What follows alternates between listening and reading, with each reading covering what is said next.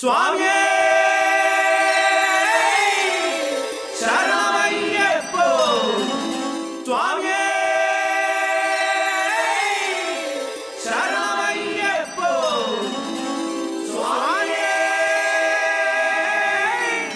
ശരണമയ്യപ്പോ. പമ്പാ ഗണപതി സ്തംഭാചലപതി തുമ്പിയുയർത്തും. പമ്പ ഗണപതി ക്ഷേത്രവും ഉപദേവതകളായി ശ്രീരാമന്റെയും ഹനുമാന്റെയും ക്ഷേത്രങ്ങളും ഇവിടെയുണ്ട്.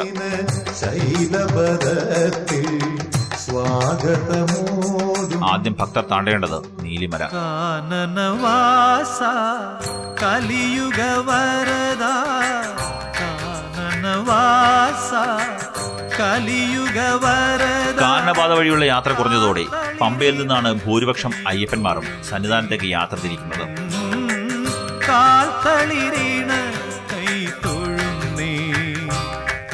ജീവിതശൈലി രോഗങ്ങൾ ഏറെയുള്ള ഇന്നത്തെ ജനത ആരോഗ്യം കൂടി നോക്കി വേണം ഈ യാത്രയിൽ പങ്കാളികളാകാൻ.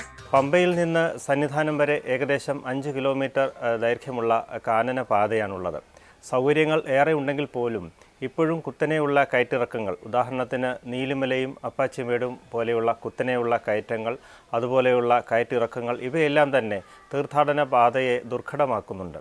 അപ്പോൾ നേരത്തെയുള്ള തയ്യാറെടുപ്പുകളുടെ അഭാവത്തിൽ പെട്ടെന്ന്, പ്രത്യേകിച്ചും പലതരത്തിലുള്ള ശാരീരിക പ്രശ്നങ്ങൾ നേരത്തെ ഉള്ളവർ, ഹൃദയാഘാതത്തിൻ്റെയും പ്രമേഹത്തിൻ്റെയും അതുപോലെയുള്ള രക്താതിമർദ്ദത്തിൻ്റെയും ഒക്കെ പ്രശ്നങ്ങളുള്ളവർ യാതൊരു തയ്യാറെടുപ്പും ഇല്ലാതെ മല കയറുമ്പോഴാണ് പലപ്പോഴും ഗുരുതരമായിട്ടുള്ള ആരോഗ്യ പ്രശ്നങ്ങൾ ഉണ്ടാകുന്നത്.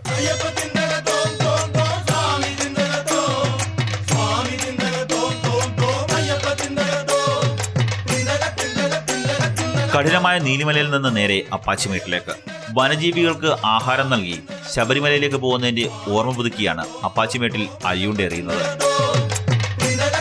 ഈ യാത്ര കാഠിന്യമേറിയതായതുകൊണ്ട് തന്നെ ഹൃദ്രോഗവും പ്രമേഹവും അടക്കമുള്ള രോഗത്തിന് അടിമകളായവർ ഏറെ ശ്രദ്ധിച്ചു വേണം മല കയറാൻ. തീർത്ഥാടനത്തിന് ഒരുങ്ങുന്നതിന് ഏകദേശം 2 ആഴ്ച 3 ആഴ്ചയ്ക്ക് മുമ്പ് തന്നെ കൃത്യമായിട്ടുള്ള തയ്യാറെടുപ്പുകൾ നടത്തുകയാണെങ്കിൽ പലപ്പോഴും ശബരിമല തീർത്ഥാടന വേളയിൽ ഉണ്ടാകുന്ന അത്യാഹിതങ്ങളും അതോടൊപ്പം തന്നെ ഗുരുതരമായിട്ടുള്ള ആരോഗ്യ പ്രശ്നങ്ങളും എല്ലാം തന്നെ നമുക്ക് ഒഴിവാക്കുവാൻ സാധിക്കും. ഏറ്റവും പ്രധാനമായിട്ടുള്ളത് യാത്രയ്ക്ക് ഒരുങ്ങുന്നതിന് മുൻപ്, തീർത്ഥാടനത്തിന് ഒരുങ്ങുന്നതിന് മുൻപ് ഏകദേശം ഒരു 2 ആഴ്ച സമയമെങ്കിലും ഒരു ദിവസം ഒരു 10-20 മിനിറ്റെങ്കിലും നടക്കുകയും കായികമായിട്ടുള്ള നമ്മുടെ ക്ഷമത ഉറപ്പുവരുത്തുകയും ചെയ്യുന്നത് നല്ലതായിരിക്കും. അതോടൊപ്പം തന്നെ പ്രമേഹം, രക്താതിമർദ്ദം, ഹൃദ്രോഗം തുടങ്ങിയ രോഗങ്ങളുള്ളവർ അവരുടെ ആരോഗ്യസ്ഥിതി എന്താണെന്നുള്ളത് ഫാമിലി ഡോക്ടറുമായി പരിശോധിച്ച് അതിൻ്റെ ഒരു തീരുമാനം ആകുന്നതും വളരെ നല്ലതായിരിക്കും. പമ്പയിൽ എത്തിക്കഴിഞ്ഞ് വയറ് നിറച്ച് ഭക്ഷണം കഴിച്ച് മല കയറുന്ന ആൾക്കാരെ കണ്ടിട്ടുണ്ട്.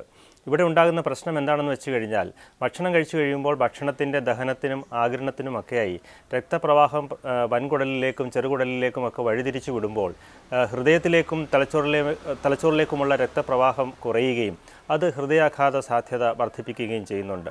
അതുകൊണ്ട് പമ്പയിൽ എത്തിക്കഴിയുമ്പോൾ വയറ് നിറച്ച് ഭക്ഷണം കഴിക്കുന്ന ആ ശീലം ഒഴിവാക്കുകയും ലഘുവായിട്ടുള്ള എന്തെങ്കിലും ഭക്ഷണം കഴിച്ച് അല്ലെങ്കിൽ പാനീയം എന്തെങ്കിലും തരത്തിലുള്ള വെള്ളം കുടിച്ചതിന് ശേഷം മല കയറുന്നതായിരിക്കും നല്ലത്. ശരം കുത്തിയാലേ നീ സാക്ഷി, ശബരിപീഠമേ നീ സാക്ഷി, ശരം കുത്തിയാലേ നീ സാക്ഷി. ശബരിപീഠത്തിൽ നിന്ന് മരക്കൂട്ടം വഴി ശരംകുത്തിയിലേക്ക്.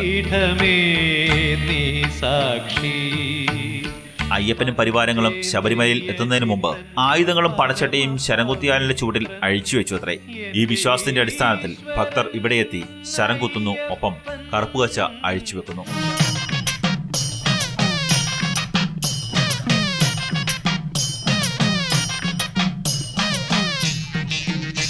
അല്പദൂരം കൂടി നടന്നാൽ 41 ദിവസത്തെ കാത്തിരിപ്പിന് വിരാമമിട്ട് അയ്യപ്പന്മാർ സന്നിധാനത്തേക്ക് കാലുകുത്തുകയായി. കന്നിമല, പൊന്നുമല, പുണ്യമല, ശബരിമല, കന്നിമല, പൊന്നുമല. 18 പടിക്ക് താഴെ നാളികേരം മുടച്ച് 18 പടികളും കടക്കുന്നതോടെ ശ്രീകോവിൽ നടയിലേക്ക് ഭക്തർ കടക്കുകയായി. കോടി കെട്ടേന്തി പല നാട്ടിൽ നിന്നെത്തി ശരണം വിളിക്കും മല.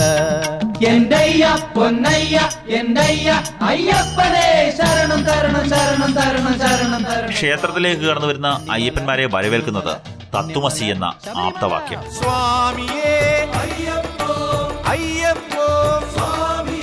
അയ്യപ്പ ദർശനത്തിന് ശേഷം മാളികപ്പുറം ദേവീക്ഷേത്രത്തിൽ ദർശനവും പൂജകളും നടത്തിയാണ് ഭക്തന്മാർ തിരിച്ച് വീടുകളിലേക്ക് പോകുന്നത്.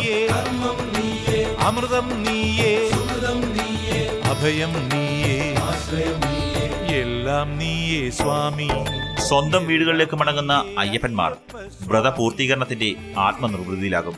ഒപ്പം അടുത്ത തവണത്തെ അയ്യപ്പ ദർശനത്തിനുള്ള യാത്രയ്ക്ക് വേണ്ടിയുള്ള കാത്തിരിപ്പിലും. ഹരിവരാസനം വിശ്വമോഹനം ഹരിദധീശ്വരം ആരാധ്യപാദുകം ഹരിവിമർദ്ദനം നിത്യനർത്തനം